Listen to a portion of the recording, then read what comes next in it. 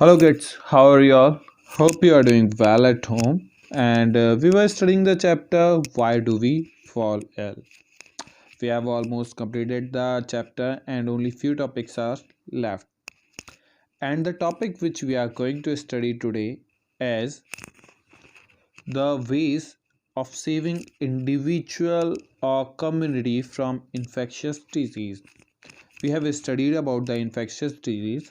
Now we will study how we can save an individual or a community from the infectious disease. Actually, there are two ways to save individual or community from the disease. That is, first, treating the patient who has already contacted with the disease or infection and has developed the symptoms. That is treatment, right? And second is prevention from the infection to occur, right? So that is prevention of disease. We always say that prevention is better than cure and all, right? We will study the prevention of infectious disease also, but in the next class. Today we are going to study about the principles of treatment of infectious disease, how we can treat. So, for the treatment of infectious disease, it involves actually two approaches. First is reducing the effect of disease or symptomatic treatment. Actually, what happened when we are caught by a disease? So here the patient develops some symptoms. Like if you are having any kind of disease, you will have some symptoms like fever, pain, stomach ache, nausea, body ache, cough, cold, etc., etc., right? Here the patient is given the medicine to reduce the symptoms. Like here, if you are having fever, what happens? So you are given the paracetamol, right? If you are having any kind of pain, you are given an analgesic tablet, right? Like here, if you are having cough, you are given the cough syrup. If you are having the body ache or something, you are given a nemoslide or any analgesic, right? So here whatever the symptoms develop in the body, we give the medicine according to that symptoms. Here the person might be advised to bed rest in order to conserve the energy, right? So these kind of symptoms, these kind of treatment are symptom directed. It provides just temporary relief. We don't know actual disease what it is. We are just having the symptoms and we are giving the medicine according to that symptoms only, but it does not cure the disease, because actual disease we don't know what actual disease is. You might have fever in typhoid also, you might have fever in malaria also, you might have fever in corona also, or any other disease also, right? But the fever, for fever we are taking paracetamol, but we are not getting what disease it is. For knowing the proper disease, we will have a test. Yes, we will have a test in pathology lab. uh, it might be blood test, it might be your you can say urine test or something from the body, right? Here, so these tests, after that these tests, we get to know what disease is. Or sometimes we are not having some severe disease, we are just having these symptoms due to tiredness or something, or any other thing, right? Like a fever, we worked a lot, so we have the fever or something.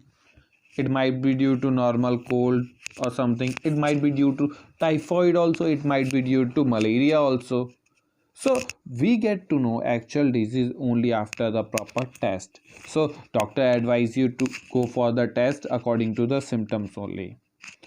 But these, we are taking the medicine, before that we were taking just according to symptoms. So that was reducing the effect of disease or symptomatic treatment, right? Now, next is killing or elimination of the pathogen. That is possible only after you get to know the disease, right? If the disease is caused by the virus, we are given the antiviral drug. Actually, antiviral drug are rare, and these are difficult to make, and these generally these are not much effective, because I'll tell you the reason also. But we can say we will discuss a bit later. Like here, we are given antibiotics for bacterial infection or something. Like the pathogen or infectious microbes are treated with medicine that kill them by disrupting or blocking biochemical process essential for their survival. These processes are either, we can say, metabolic or synthetic pathway, which are specific for synthesis of new substance, or it might be respiratory pathway for energy production. These pathways are actually specific for each group of microbes, are different from similar pathways operating in our body. For example, antibiotics, or we can say sulfur drugs, are used for treating bacterial disease. As I told you, antibiotic, anti means against and biotic means life. So whatever the foreign antigens are entering our life, which are bacteria or something, bacteria are living, or whatever living antigen, living foreign antigen enters our body, these are blocked. These blocked bacterial metabolic pathways without affecting our own. Actually, here the antibiotics, whatever the antibiotics we are taking, they affect whatever the foreign antigen or bacteria enters the body. Like first antibody which was discovered by Flemings was penicillin, and that was used to cure the wounds of the soldiers during the war and all. And it was really effective, and it is used now also in many treatments, right? Next here, malarial parasite, which is treated with chloroquine. Chloroquine, we had a discussion in news also, and in for making the vaccination for corona, which is going nowadays. We might have heard in the news that chloroquine is effective on the corona patient or something like this, right? Yeah. So actually, this chloroquine is very effective in treating the malarial patients, right? And for the patient suffering from diarrhea, dysentery caused by entamoeba, is treated with metronidazole, right? It is effective for treating diarrhea or dysentery. And here the penicillin, right, the first antibody, right? Here antibiotics, sorry, the first antibiotics prevents cell wall formation in the bacteria, and the sulfur drugs prevent synthesis of folic acid. So here the bacteria are not able to survive in the body anymore, right? These were antibacterial or antibiotics, something we can say biotic, because the bacteria are living. But making antiviral drug is really difficult. Okay, now we are going to discuss this. Actually, why antiviral drug is you can say not much effective, or why it is very difficult to make antiviral drug. Because viral mean to say virus. Viruses have very little hereditary material that controls a few biochemical mechanisms. Hereditary material like DNA or RNA, they have very less in amount, and they are not actual true living. Why they are not actual true living? Because outside the body of an organism, they are dead.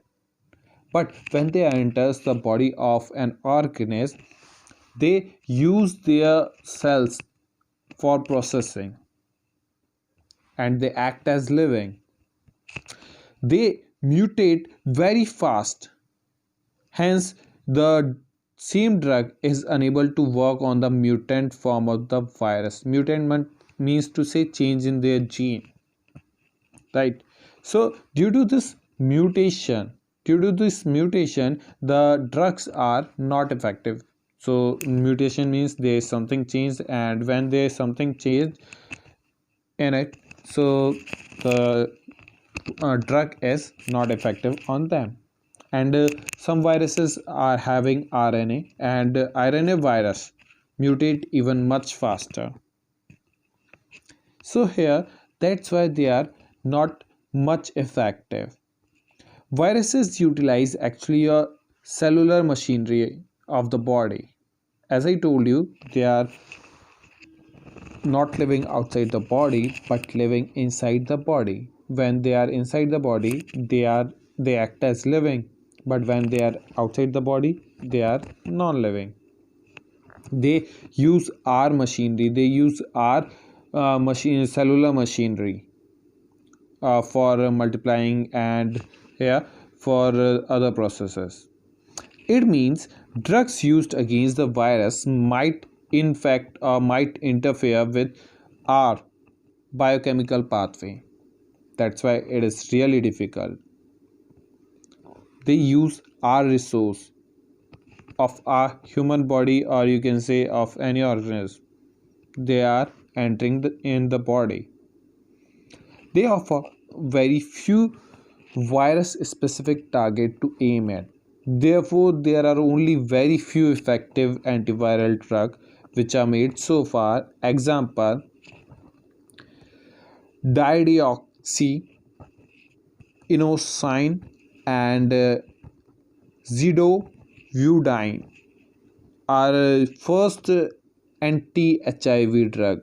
Anti-HIV drug, that is human immunovirus. That is human immunodeficiency virus.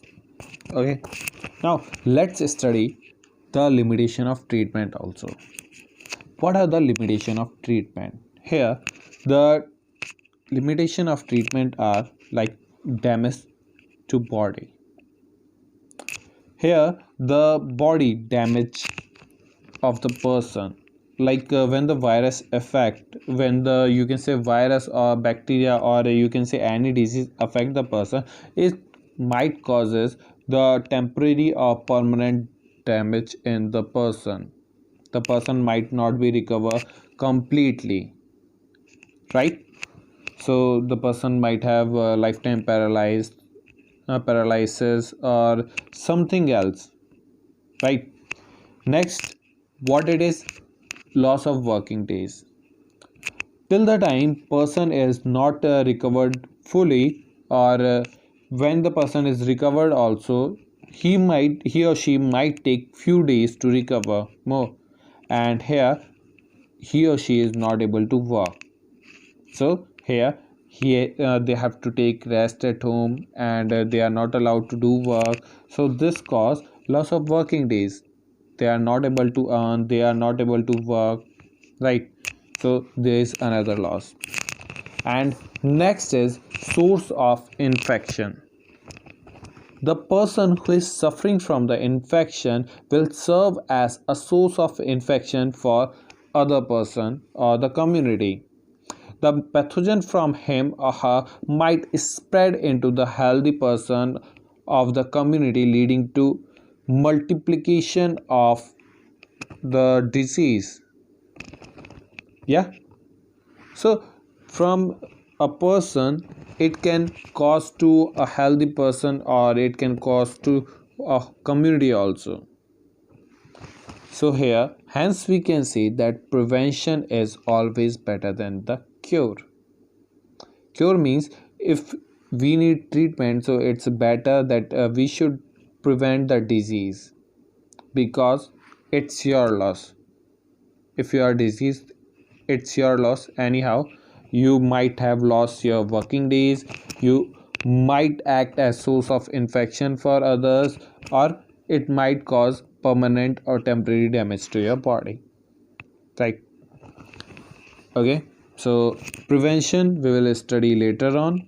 Here I'll explain you some diseases and some bacterial diseases, some viral diseases, and whatever symptoms we are having, whatever prevention we can take, or what how they are transferred from one person to another, what is their incubation period, we'll discuss in the next class.